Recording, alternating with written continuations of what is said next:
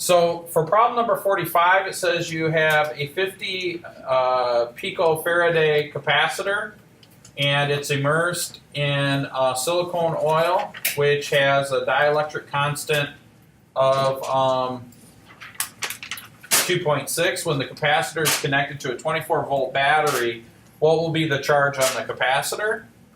And then part B says how much energy is stored in the capacitor. And so let's list what we have and then go from there. So capacitor, remember that this little p stands for pico, and that is 10 to the negative 12. Okay, and so that is a capacitance. So what have we been given? We've been given a capacitance of 50 times, and I'm just going to write this. We want it in Faraday, so it'll be 50 times 10 to the negative 12 Faraday.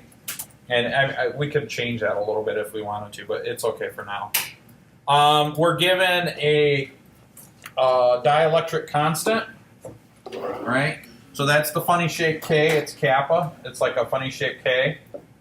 And that is going to be 2.6. I was never really good at making those.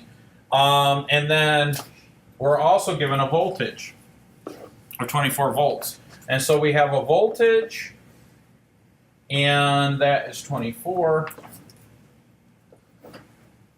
Okay. So I have capacitance, voltage, a dielectric constant, and then what's the question? What's the charge on a capacitor? Now when we talk about the charge on a capacitor, we usually use capital letter Q.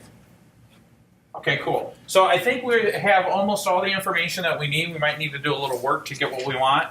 So this is what we want to know. And so I have to remember, in order to do this problem, that the relationship between Q is equal to the capacitance times the voltage. And then I also have to remember this little thing here, that the capacitance, see I've got this constant K. I'm just going to write a regular K. The dielectric constant is 2.6. Now, we talk about this in our notes. When we introduce dielectric into a capacitor, it has a tendency to increase the capacitance. So our capacitor has originally some sort of capacitance, but then when we introduce this dielectric constant, in other words, if this is a dielectric, the silicon oil acts like that. It aligns the positive and negative charges, which lowers the electric field, and the electric field, when you lower the electric field, it increases the capacitance. So we have to remember that our capacitance is actually, in this particular case, when we introduce a dielectric, our overall capacitance is the original capacitance times that constant.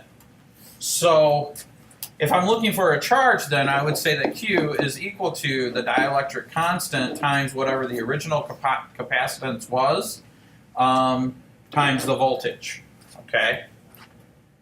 And so the original capacitance is this.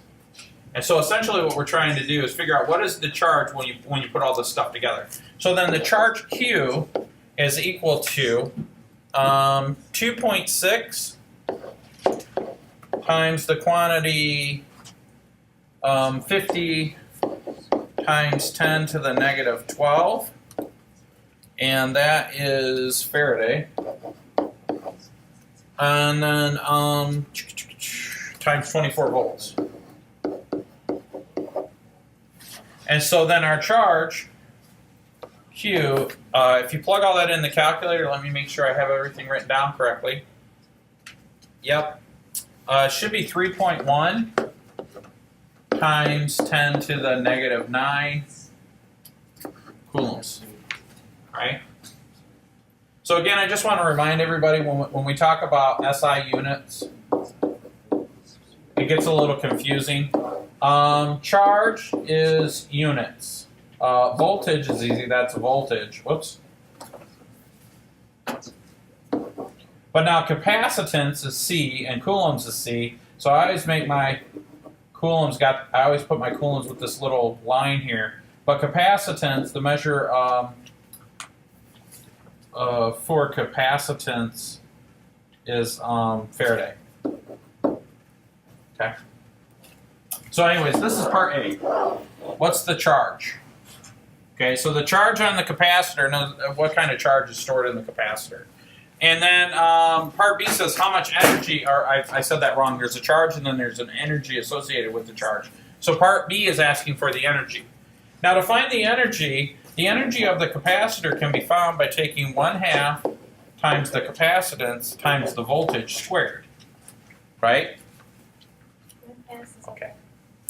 And so we just plug that in. We say 1/2 times the capacitance, which is 50. Oh, wait. I got to back that up. The capacitance is really 2.6 times 50 times 10 to the negative 12. And then the voltage, which is 24, squared.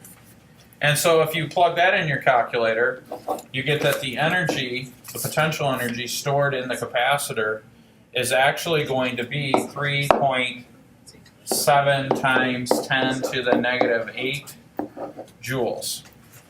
And so I guess we should remember that potential energy, whether it's electric potential or